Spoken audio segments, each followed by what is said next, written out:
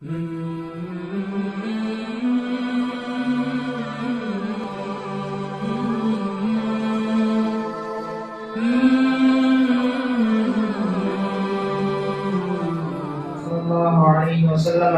உம்மத்தில் அல்லாஹ் நம்மை ஆக்கியாரில் புரிந்திருக்கிறான். அந்த அல்லாஹுக்கு எல்லா புகழும். அல்ஹம்துலில்லாஹ் அல்ஹம்துலில்லாஹ் அல்ஹம்துலில்லாஹ். அன்பார்ந்த அல்லாஹ் நல்லடியார்களே, அல்லாஹ் தஆலா நாயகம் ஸல்லல்லாஹு அலைஹி வஸல்லம் அவர்களுக்கு ஏராளமான அருட்கொடைகளை அல்லாஹ் தஆலா கொடுத்திருக்கிறான். அதில் ஒன்று நாயகம் ஸல்லல்லாஹு அலைஹி வஸல்லம் அவர்களுக்கு அல்லாஹ் கொடுத்த மிகப்பெரிய அருட்கொடை என்று சொன்னால், அல்லாஹ் தஆலா நாயகம் ஸல்லல்லாஹு அலைஹி வஸல்லம் அவர்களுக்கு ஜவாமியுல் கலீமான பேச்சாற்றலை அல்லாஹ் தஆலா ரசூல் ஸல்லல்லாஹு அலைஹி வஸல்லம் அவர்களுக்கு கொடுத்தாங்க. இந்த ஜவாமியுல் கலீம் என்று என்னவென்று சொன்னால், பெருமானார் ஸல்லல்லாஹு அலைஹி வஸல்லம் அவர்கள் ஒரு வாசகத்தை சொல்லுவார்கள். அந்த வாசகத்திலிருந்து அந்த வாசகம் எவ்வாறு இருக்குன்னு சொன்னால், ஒரு 10 லைன் அந்த அளவுக்கு பெரிய பெரிய லைனாக பெரிய பெரிய வார்த்தையாக இருக்கிறது. ஒரு வார்த்தை இல்லாட்டி 2 வார்த்தை இல்லாட்டி 3-4 தான் ஆகியிருக்கும். ஆனால் அந்த வார்த்தையிலிருந்து நாம் எடுத்தோமே ஆனால் அவ்வளோ குறிப்பு விளக்கங்கள்லாம் வருகின்றன. இதை பற்றி நவீ இமாம் அவர்கள் சொல்கிறார்கள், ஜவாமியுல் கலீம் என்றால் குறைவான வார்த்தைகளில் எண்ணற்ற அறிவுகளையும் சட்டங்களையும் உள்ளடக்கியதாகும் என்று நவீ இமாம் அவர்கள் சொல்லி காட்டுகிறார்கள். அதேபோல் புகாரில முஸ்லிம் ஷரீஃபில் அறிகிறது, நாயகம் ஸல்லல்லாஹு அலைஹி வஸல்லம் சொல்லி காட்டினார்கள், வஇஸ்து பி ஜவாமியுல் கலீம், நான் ஜவாமியுல் கலீமாக நான் அனுப்பப்பட்டிருக்கேன் என்று பெருமானார் ஸல்லல்லாஹு அலைஹி வஸல்லம் சொல்லி காட்டினார்கள். இதைத்தான் அல்லாஹ் தஆலா குர்ஆனை கூறுகிறான், அமா யன்திகு அனில் ஹவா இன் ஹுவ இல்லா வஹீயுஹா. பெருமானார் ஸல்லல்லாஹு அலைஹி வஸல்லம் அவர்களுடைய மனோ இச்சையை கொண்டு அவர்கள் பேசவே இல்லை. அல்லாஹ் தஆலா அவர்களுக்கு எதை வஹியாக அறிவிக்கிறானோ அந்த ஒன்றை தான் பெருமானார் ஸல்லல்லாஹு அலைஹி வஸல்லம் அவர்களுக்கு மக்களிடத்தில் சொல்றான் என்று அல்லாஹ் தஆலா குர்ஆனில் சொல்லி காட்டுகிறான். இப்போ எது ரசூல் ஸல்லல்லாஹு அலைஹி வஸல்லம் சொன்னாலும் அது ரசூல் ஸல்லல்லாஹு அலைஹி வஸல்லம் அவர்கள் அவங்களுடைய மனோ இச்சை அவங்க சிந்திச்சு அவங்க சொல்றது இல்லை. அவங்க சொல்றதெல்லாம் அல்லாஹ் எது சொல்றானோ அந்த ஒன்றை தான் ரசூல் ஸல்லல்லாஹு அலைஹி வஸல்லம் சொல்லி காட்டுகிறார்கள். பெருமானா நாயகம் ஸல்லல்லாஹு அலைஹி வஸல்லம் ஒரு ஹதீஸ் சொல்லி காமிச்சார்கள், இன்னமல் அஅமாலு பின்னியாத், நிச்சயமாக செயல்கள் எல்லாம் எண்ணங்களை கொண்டு தான் இருக்கிறது என்று நாயகம் ஸல்லல்லாஹு அலைஹி வஸல்லம் சொல்லி காமிச்சாங்க.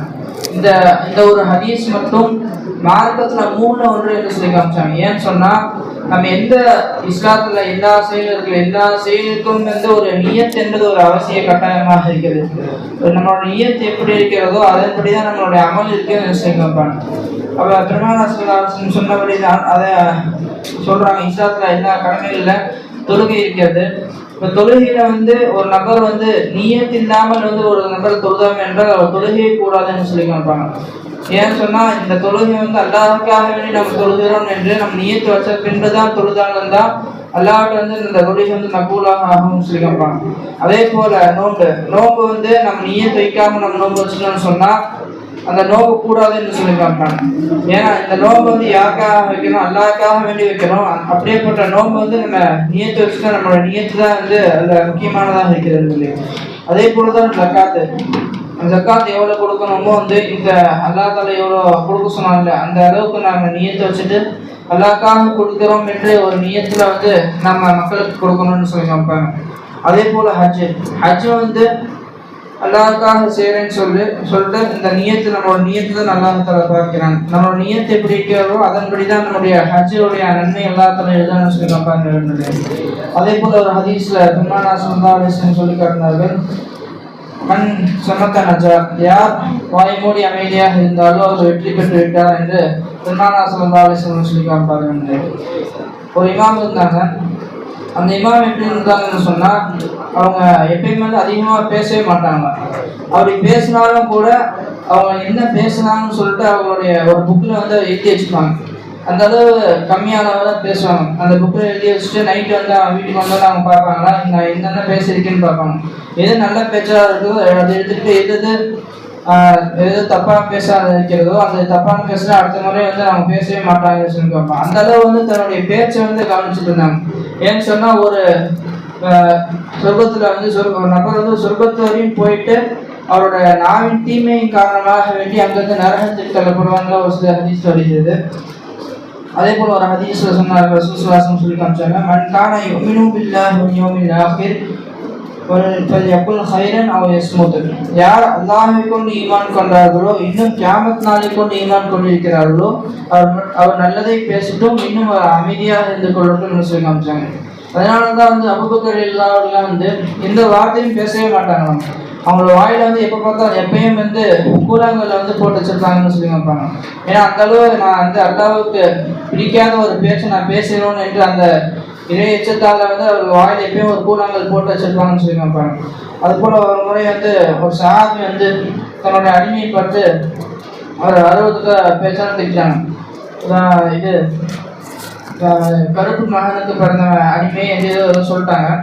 அந்த செய்தி வந்து ரசூல் ஸல்லல்லாஹு அலைஹி வஸல்லம் இடத்துல வருது. ரசூல் ஸல்லல்லாஹு அலைஹி வஸல்லம் இடத்துல வந்து இது மாதிரி சஹாபி பார்த்து சொல்றாங்க, நீ இன்னும் ஜாஹிலியாவோட காலத்துல எப்படி இருந்து அதே மாதிரி தான் நீ இப்படி இருக்கேன்னு சொல்லிட்டு அந்த நபரை மன்னிக்காதவரை நான் அல்லாஹ்த்தால அவனை மன்னிக்க மாட்டான்னு எந்த சஹாபியை பார்த்து சொல்லிட்டாங்க. அதுக்கப்புறம் அந்த சஹாபி வந்து அந்த அடிமையிடத்துல வந்து தௌபா செஞ்சதுக்கப்புறம் தான் வந்து நல்லா இருந்தேன்னு சொல்லி காமிச்சாங்க. அதே போல இன்னொரு ஹதீஸ்ல வருது, ஒரு முறை ஒரு சஹாபி வந்து பெருமானார் ஸல்லல்லாஹு அலைஹி வஸல்லம் வர்றாங்க. யார் ரசூலுல்லாஹ், எனக்கு ஒரே ஒரு விஷயம் சொல்லுங்க, அதை பற்றி நான் வேற யார்கிட்டையும் கேட்கக்கூடாது. அது போல வந்து அந்த ஒரு நீங்க அந்த செய்தி நீங்க சொன்ன செய்தி வந்து நீங்க வாழ்நாள் ஃபுல்லாக அதை வச்சு நான் போதுமாக்கிக் கொள்ளணும் என்று அப்படியேப்பட்ட விஷயம் எனக்கு சொல்லித்தாங்க யார் ரசூலுல்லாஹ் அப்படி சொல்றாங்க. அப்ப ரசூல் ஸல்லல்லாஹு அலைஹி வஸல்லம் சொன்னார்கள், வகுல் ரப்பியல்லாஹு சும்ம இஸ்தகீம், நீ என்னோட அல்லாஹ் தான் என்னோட ரப்புன்னு சொல்லுப்பா, அடுத்து அதிலே நீ தனிப்பாடா இருந்து சொல்லி காமிச்சாங்க. அல்லாஹ்தாலாவை நம்ம ரப்பாக நம்ம ஆக்கி வச்சு அதில் நம்ம தனிப்பாடாக இருந்தோம் என்று சொன்னால் அதுவே நம்முடைய வாழ்நாள் முழுதுமுக்கும் அதை போதுமானதாக இருக்கும் என்று பெருமானார் ஸல்லல்லாஹு அலைஹி வஸல்லம் சொல்லி காமிச்சார்கள். அதே போல் இன்னொரு சஹாபி வந்து ரசூல் ஸல்லல்லாஹு அலைஹி வஸல்லம் சொல்கிறார்கள், யா ரசூலுல்லாஹ், எனக்கு ஏதாச்சும் ஒரு உபதேசம் சொல்லுங்கள், அதை கொண்டு நான் என் வாழ்நாள் முழுவதும் போதுமாக்கிக் கொள்ளணும் என்று சொல்லி காமிச்சாங்க. அதே போல் பெருமானார் ஸல்லல்லாஹு அலைஹி வஸல்லம் அவர்கள் ஒரு 3 விஷயங்கள் சொல்லி காமிச்சாங்க. அது முதலாவது விஷயமாக சொல்லி காமிச்சாங்க, நாம் தொழுகின்ற ஒவ்வொரு தொழுகையும் இதுதான் என்னுடைய கடைசி தொழுகையாக இருக்கிறது என்று எண்ணி நீங்கள் ஒவ்வொரு தொழுகையும் தொழுக வேண்டும் என்று சொல்லி காமிச்சாங்க. இதுக்கு மீறி வந்து நான் இந்த தொழுகை இப்போ தொழுகிறோம்னு சொன்னால் அடுத்த வக்துக்குள்ள நம்ம ஹயாத்தாக இருப்போமா என்று தெரியாது. ஆனால் இதுதான் என்னுடைய கடைசி தொழுகையாக நினைத்து தொழுக வேண்டும் என்று சொன்னாங்க. இரண்டாவது விஷயம் என்னன்னு சொன்னால், யார் இடத்தாலும் நம்ம தங்கம் கொள்ளக்கூடியான ஒரு பேச்சு பேசியிருந்தால் அப்படியாப்பட்ட பேசக்கூடாதுன்னு சொன்னாங்க. உதாரணமாக எப்படி சொன்னால், நம்ம யார்ட்டாச்சும் நம்ம கோபத்தில் தப்பான கெட்ட வார்த்தை அது மாதிரி பேசிட்டோம், அது பின்பு வந்து நம்ம இப்படி இந்த நபர்கிட்ட வந்து இப்படி ஒரு 60 நம்ம பேசிட்டோம் நம்ம வருந்தோம்ல, அப்படியாப்பட்ட பேச்சு வந்து நம்ம ஏன் பேசணும்னு மறந்துடணும்ல, அப்படியாப்பட்ட பேச்சு வந்து பேசக்கூடாதுன்னு நான் சொல்லி காமிச்சாங்க. மூன்றாவது விஷயம் வந்து அடுத்தவர்களுடைய பொருளை வந்து ஆசைப்படுவதுன்னு சொல்லி காமிச்சாங்க. அடுத்தவர்கள் இப்படிலாம் அல்லாஹ்த்தாலா அவங்களுக்கு ஒரு நியமத்தை கொடுத்திருக்கிறான், ஆனால் அதே போல எனக்கும் வந்து இந்த நியமத்தை அல்லாஹ்த்தாலா கொடுக்கல என்று நம்ம அவங்க பொருளை வந்து நம்ம ஆசைப்படுவது என்று சொல்லி காமிச்சாங்க. இப்படிப்பட்டதெல்லாம் வாழாம ஏற்க அல்லாஹ்த்தாலா தௌஃபீக் செய்வானாக. அஸ்ஸலாமு அலைக்கும் வரஹ்மத்துல்லாஹி வபரகாத்துஹு.